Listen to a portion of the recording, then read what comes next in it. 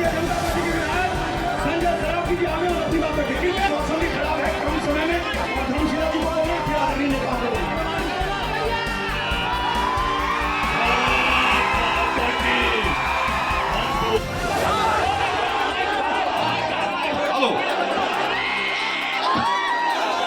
साथियों, आप शहर के नजदीक नेता दलितों, शोषितों, पिछड़ों और दूसरे तरफ लालटेन लेके जो आया है, बहुत धन्यवाद, बहुत बहुत धन्यवाद। जिंदाबाद, जिंदाबाद, जिंदाबाद। साथियों, आज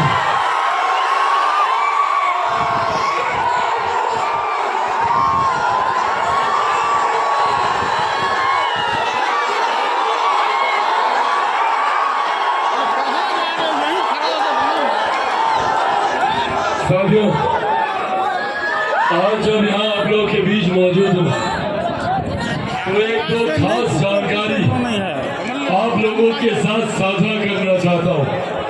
आप सब जानते हैं कि देश में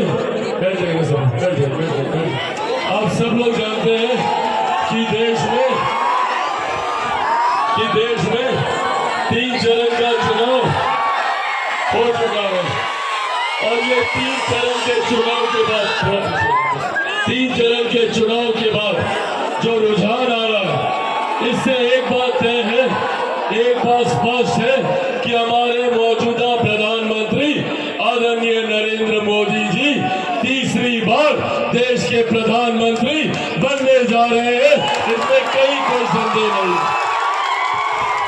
तो साथियों, अब ये जिम्मेदारी हम सब की बढ़ जाती है कि जब हमारे प्रधानमंत्री तीसरी बार देश के प्रधानमंत्री बनने जा रहे हैं, तो ऐसे में जो प्रत्याशी यहाँ से जीत कर जाए, जो हम लोगों का प्रतिनिधित्व करे, जो हम लोगों के सांसद हो, वो ऐसे व्यक्ति होने चाहिए, वो ऐसे सांसद होने चाहिए जो प्रधानमंत्री के बगल में बैठकर आप लोगों की समस्या का समाधान कर सके, आप लोगों के लिए कार्य कर सके।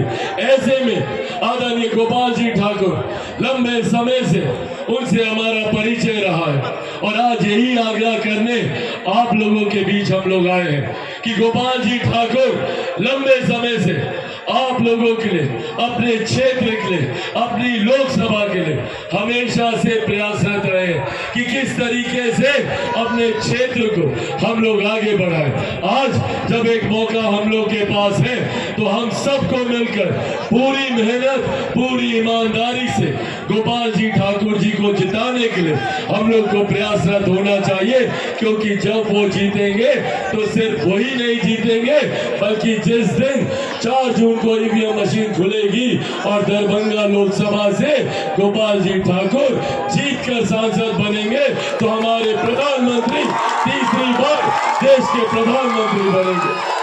और साथियों, प्रधानमंत्री जी का तीसरी बार प्रधानमंत्री बनना जरूरी है। एक यही प्रधानमंत्री है जिन्होंने देश की अर्थव्यवस्था को मजबूत करने का काम किया। आज से 1 दशक पहले हम में से कोई नहीं जानता था कि भारत की अर्थव्यवस्था कौन से पायदान पर है, पर आज हम लोग को गर्व होता है कि दुनिया में 5वें नंबर पर भारत की अर्थव्यवस्था है। ये दुनिया के सामने हम लोगों की ताकत है। साथियों, जब किसी देश की अर्थव्यवस्था मजबूत होती है तो हर राज्य का राजस्व बढ़ता है। जब राज्य का राजस्व बढ़ता है तो हर क्षेत्र का आर्थिक विकास होता है, हर गरीब व्यक्ति के हाथ में ज्यादा कमाई आती है, ज्यादा पैसा आता है, प्रति व्यक्ति आय में इजाफा होने लगता है। और यही कारण है कि पिछले 10 सालों में देश भर में 25 करोड़ से ज्यादा लोग गरीबी रेखा से निकलकर मुख्य धारा के साथ जुड़ने का काम किया। ये 25 करोड़ बहुत बड़ी आबादी होती है और हमारे प्रधानमंत्री जी का लक्ष्य है कि एक करके हर गरीब परिवार को मुख्य धारा के साथ जोड़ने का लक्ष्य हमारे प्रधानमंत्री जी ने रखा। 2047 तक 2047 तक जब भारत एक विकसित देश बनेगा तो भारत का हर एक राज्य बिहार जैसा हर एक राज्य विकसित बनेगा, बिहार की हर एक जिला विकसित बनेगा, बिहार का हर एक प्रखंड, बिहार की हर एक पंचायत और बिहार का हर एक गांव को हम लोग विकसित बनाने का कार्य करेंगे। इस सोच के साथ हम लोग आगे बढ़ने का काम करें और इस दिशा में कार्य भी शुरू हुआ है। आज से पहले महिलाओं के सम्मान की चिंता किसी प्रधानमंत्री ने नहीं की। आज पहली बार देश में एक ऐसे प्रधानमंत्री आए हैं जिन्होंने बहुत छोटी पर महिलाओं के लिए सबसे बड़ी बुनियादी जरूरत का समाधान करने का काम किया। आज महिलाओं के लिए शौचालय बनाने का काम किया तो उज्ज्वला योजना देकर चूल्हे चौके से उनके स्वास्थ्य पर हानिकारक प्रभाव पड़ता था उससे भी उनको राहत दिलाने का काम किया।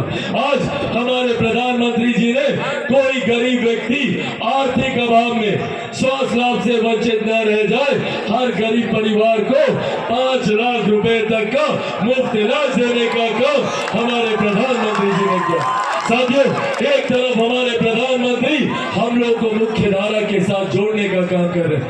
दुनिया की सबसे बड़ी गरीब कल्याण की योजना जिसका श्रेय मेरे नेता मेरे पिता आदरणीय रामविलास पासवान जी को भी जाता है, प्रधानमंत्री गरीब कल्याण अन्न योजना के तहत 81 करोड़ लोगों को आज देश भर में मुफ्त का राशन दिया जा रहा है। ये सोच हमारे प्रधानमंत्री आदरणीय नरेंद्र मोदी जी की है। आप लोगों को राशन मिलता है क्या? किसको मिलता है? हाथ आगे। साथियों, ये देश मेरे पिता आदरणीय रामविलास पासवान जी की है जिसको विपक्ष के नेता छीनना चाहते हैं। आज ये लोग भ्रम फैलाने का काम करते हैं कि अगर हम लोग आए तो संविधान आरक्षण लोकतंत्र खत्म कर दिया जाएगा। हकीकत है कि जिस दल ने सन 75 में आपातकाल लगाकर सही मायनों में लोकतंत्र की हत्या की, आज ये लोग लोकतंत्र समाप्ति की बात करते हैं। आप लोगों के सामने जाते जाते चिराग पासवान मेरे नेता मेरे पिता आदरणीय रामविलास पासवान जी के संघर्षों की कसम खाकर आप लोगों से वादा करके जाता हूँ कि जब तक चिराग पासवान जिंदा है न संविधान को कोई खतरा है न आरक्षण को कोई खतरा है। ये वादा आप लोगों से करके जाता हूँ। साथियों, अब मौसम खराब हो रहा है, बरसात हो रही है, आप लोग भीग रहे। मैं चाहता नहीं कि आप लोग भीगे।